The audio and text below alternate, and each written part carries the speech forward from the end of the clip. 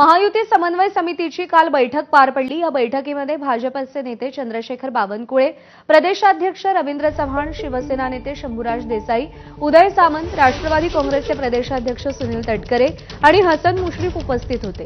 या बैठकीमध्ये स्थानिक स्वराज्य संस्थांच्या निवडणुकीसंदर्भात अंतिम चर्चा झाल्याची माहिती मिळते आहे। सोबतच ठाकरेंच्या विजयी मेळाव्याबाबतही चर्चा झाल्याची सूत्रांची माहिती आहे। विजयी मेळाव्याबाबत काय रणनीती आखली जाणार याकडे लक्ष आहे। दरम्यान विजय मेळाव्याला महायुतीकडून कसं उत्तर दिलं जाणार या संदर्भात सध्या चर्चा सुरू आहे।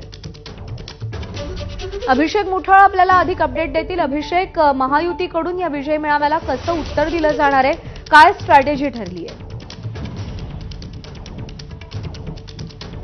प्रामुख्याने महायुतीची समन्वय समितीची जी बैठक आहे ती स्थानिक स्वराज्य संस्थांच्या निवडणुका असेल, महामंडळ वाटप असेल आणि एकूणच जो ठाकरे यांचा मेळावा आहे त्याला कसं प्रत्युत्तर देता येईल या संदर्भात आपल्याला होताना पाहायला मिळालेली आहे।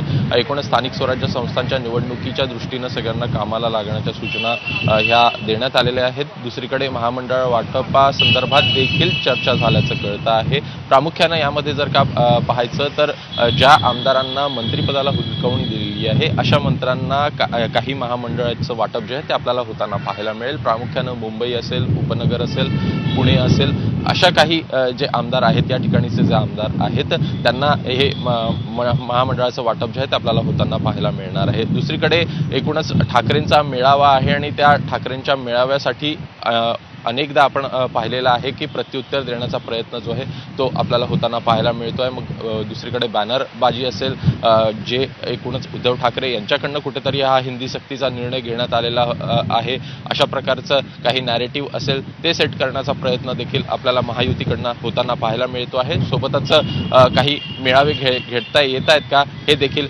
यामध्ये बघावं लागेल। अभिषेक, धन्यवाद दिलेल्या सगळ्या सविस्तर माहितीसाठी।